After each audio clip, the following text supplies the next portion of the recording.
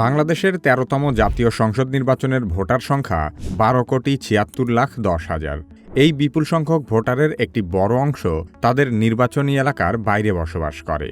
বিশেষ করে ঢাকা শহরের জনসংখ্যার ৪৫%ই ঢাকার বাইরের ভোটার। নিজস্ব নির্বাচনী এলাকার বাইরে বসবাস করা ভোটারদের ভোট দিতে যাওয়ার জন্য বেশ কিছুটা সময় এবং অর্থ খরচ করতে হবে। সে কারণে অনেকেই ভাবছেন, আধুনিক প্রযুক্তি নির্ভর এই যুগে অনলাইনে ভোট গ্রহণ করলে সবাই নিজের ভোটটা দিতে পারত। কিন্তু অনলাইনে জাতীয় নির্বাচন আয়োজন করার বেশ কিছু অসুবিধা আছে। অনলাইন ভোটিংয়ের অসুবিধাগুলো কি কি সে সম্পর্কে আলোচনা করা হবে কি কেন কিভাবে এই পর্বে।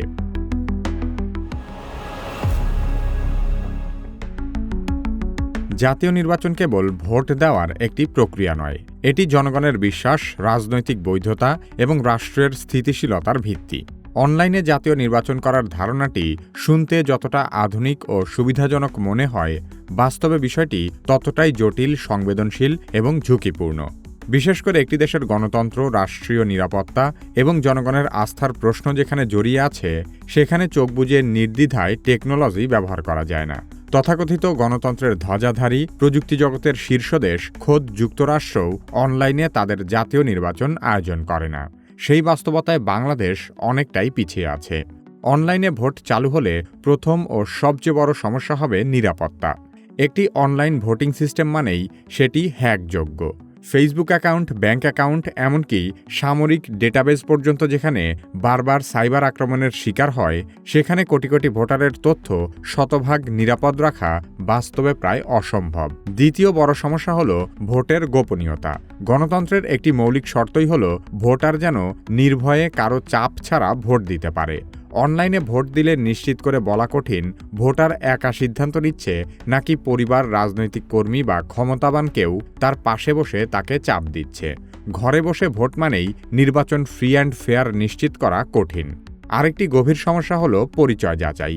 অনলাইনে কে সত্যিকারের ভোটার আর কে অন্যের পরিচয় ব্যবহার করছে, এটিও শতভাগ নির্ভুলভাবে নিশ্চিত করা প্রযুক্তিগতভাবে এখনও ঝুঁকিপূর্ণ। বর্তমান জাতীয় পরিচয়পত্রে বায়োমেট্রিক পদ্ধতি থাকলেও সেটিও নকল করা, তথ্য চুরি যাওয়া বা যে কোনো ধরনের অপব্যবহারের ঝুঁকিমুক্ত নয়। অনলাইনে নির্বাচন চালু হলে সমাজের একটি বড় অংশ স্বাভাবিকভাবেই পিছিয়ে পড়বে। শহরের শিক্ষিত, প্রযুক্তিতে অভ্যস্ত জনগণ সহজে ভোট দিতে পারলেও গ্রামাঞ্চল, বয়স্ক মানুষ, স্বল্পশিক্ষিত নাগরিক কিংবা ইন্টারনেট সুবিধাবঞ্চিত জনগোষ্ঠী কার্যত ভোটাধিকার থেকে বঞ্চিত হবে। এতে করে নির্বাচন আর সবার অংশগ্রহণমূলক থাকবে না, বরং ডিজিটাল সক্ষমতার উপর নির্ভরশীল হয়ে পড়বে। অনলাইনে ভোট হলে সবচেয়ে ভয়াবহ ঝুঁকি তৈরি হবে ফলাফলের বিশ্বাসযোগ্যতা নিয়ে। যদি কোনো পক্ষ নির্বাচনে হারার পর দাবি করে সিস্টেম হ্যাক হয়েছে, সার্ভার ম্যানিপুলেটেড ছিল কিংবা ভোট চুরি হয়েছে, তাহলে সাধারণ নাগরিকদের পক্ষে সত্য মিথ্যা যাচাই করার কোনো উপায় থাকবে না। ব্যালট বাক্স যেমন চোখে দেখা যায়, ভোট গণনা পর্যবেক্ষণ করা যায়, কিন্তু ডিজিটাল সার্ভার, কোড ও অ্যালগোরিদম সাধারণ মানুষের কাছে অদৃশ্য। এসব কারণেই মূলত যুক্তরাষ্ট্রের মতো পৃথিবীর সবচেয়ে উন্নত প্রযুক্তির দেশেও সাইবার সক্ষমতা ও রিসোর্স থাকা সত্ত্বেও তারা অনলাইনে জাতীয় নির্বাচন আয়োজন করে না। কারণ তারা ভালোভাবেই বোঝে, নির্বাচনে সামান্য সন্দেহ হলেও পুরো গণতান্ত্রিক কাঠামোই প্রশ্নবিদ্ধ হবে। বাংলাদেশের ১৩তম জাতীয় সংসদ নির্বাচনে যেহেতু সরাসরি ভোট কেন্দ্রে গিয়ে ভোট দিতে হবে, তাই আপনার নির্বাচনী এলাকার কোন কেন্দ্রে গেলে আপনি ভোট দিতে পারবেন তা জানাটা জরুরি। নির্বাচন কমিশনের ১০৫ হটলাইন নম্বরে SMS করে আপনার ভোট কেন্দ্রের তথ্য জানতে পারবেন। সেজন্য আপনার মোবাইলের মেসেজ অপশনে গিয়ে প্রথমে লিখবেন PC, এরপর আপনার জাতীয় পরিচয়পত্রের নম্বরটি লিখে ১০৫ নম্বরে SMS পাঠাতে হবে।